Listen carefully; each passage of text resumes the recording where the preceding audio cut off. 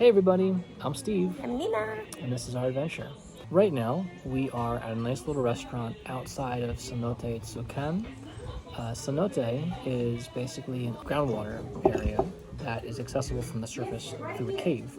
So basically, we'll show you some pictures in a minute, but we're gonna go there to chill out, and we need to chill out because it's been a brutally hot day.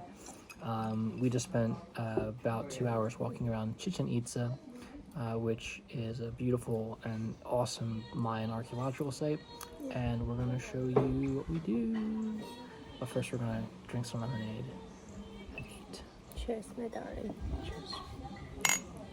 Cheers. Chichen Itza is one of Mexico's most important historical sites and sees between 2 and 3 million visitors each year. These ruins are what remain of an ancient Mayan empire, which lasted until roughly 1200 AD before its mysterious decline. Primary documents from that era, which may have explained much about life in Chichen Itza and given us an understanding as to why the city was abandoned, were lost in the late 1500s. This was largely due to Diego de Landa Calderon, then bishop of the Roman Catholic Archdiocese in the Yucatan. In his mission to rid the Yucatan of idolatry, he destroyed the codices that the remaining educated class of Mayans used to interpret the written language. As a result, 99% of what we know of the ancient Mayans in the modern age is made up of what Landa himself wrote after the Purge, or we can infer from his writings. If it weren't for those actions, Chichen Itza would be much less of a mystery in modern times.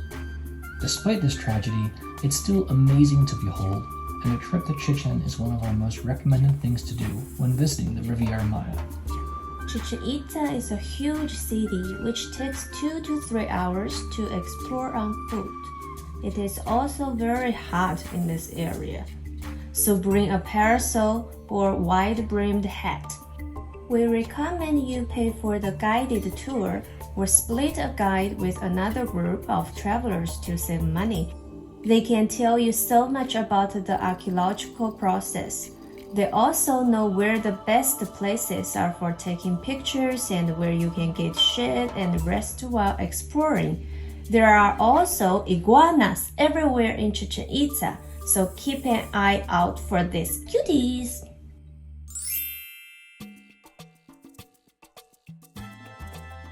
When we visited Chichen, we hired a taxi driver to accompany us for the whole day from Valladolid.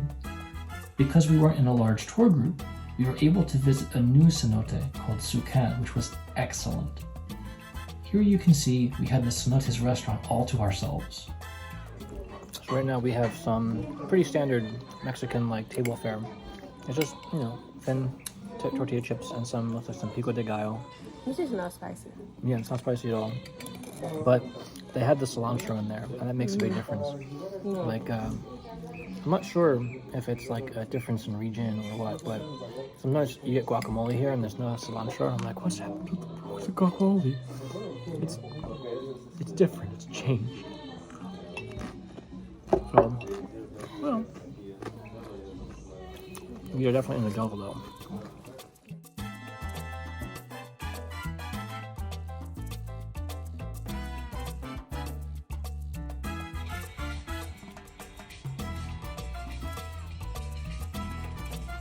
This cenote had a locker area with men's and women's changing rooms. It was neat to walk down the stairs in the jungle leading to the cenote. It was maybe 8 or 9 flights of stairs, and the cave entrance looked so spooky and cool.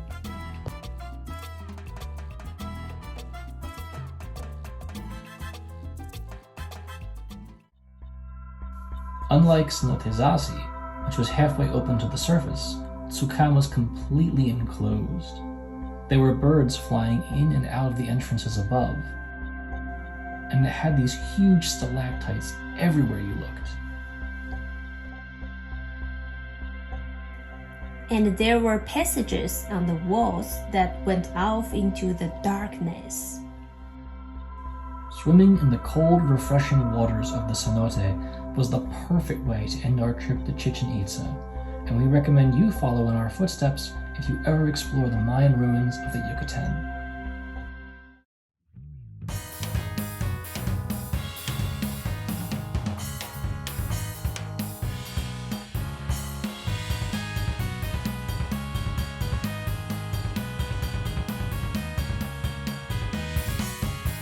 Okay, everybody, that's all the time we have for today. Thank you so much for watching. Please like and subscribe if you enjoyed. We'll see you next Sunday. See ya! The mighty Mana.